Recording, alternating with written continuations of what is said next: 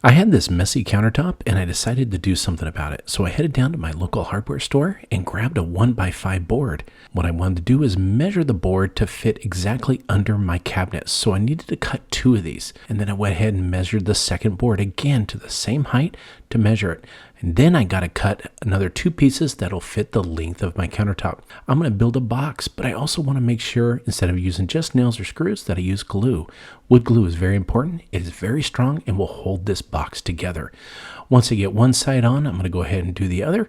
Again, make sure the glue's on there. Get it all lined up at a 90-degree angle and put it together. I'm going to do this also with the same on the other side. Also, I need to put a shelf in the middle, and I'm just going to use brad nails to put those together. I also want to make sure I put some railings on. This little 1/4-inch poplar board is going to be perfect for rails. I'm going to put it on the first shelf and on the second.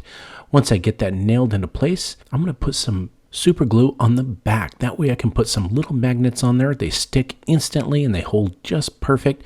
That way it sticks to the side of the fridge and it can be removable. But then I also decided that I want to build a second box, and I'm going to take these little scrap pieces of board and I'm going to go ahead and drill a nice 1-inch hole in there, and then I'm going to cut them out, and I'll show you why in just a little bit.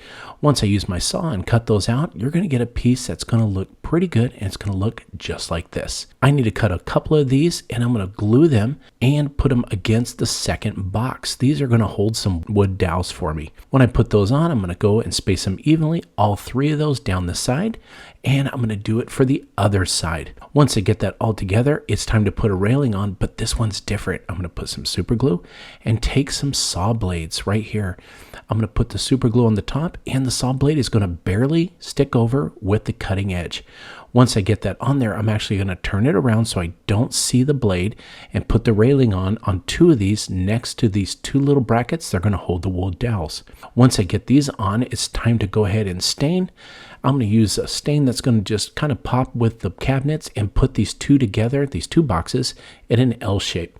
Once I get this on, it's time to put it in place. Now I can take all the items that I had on my countertop and in drawers and in cabinets and start putting them on here on this dead space. I can go ahead and stack this as much as I want, and it's going to look actually really nice. Sticking those wood dowels, I'm going to put some aluminum foil, some saran wrap, and some paper towels all in place there. Now watch this. I got this spot, and I can go ahead and cut my paper towels, and then I can also take aluminum foil right against that saw blade. Look at that, a nice clean cut. I think this thing turned out amazing, and decorate it with a little on top, and look at this. It actually turned out perfect. I love it. Helps clean up some space and put it in the back and on the side of the fridge where I didn't have anything in the first place. I hope this inspired you to build your own side fridge storage area. Thank you for watching Home Talk, and we'll catch you next time.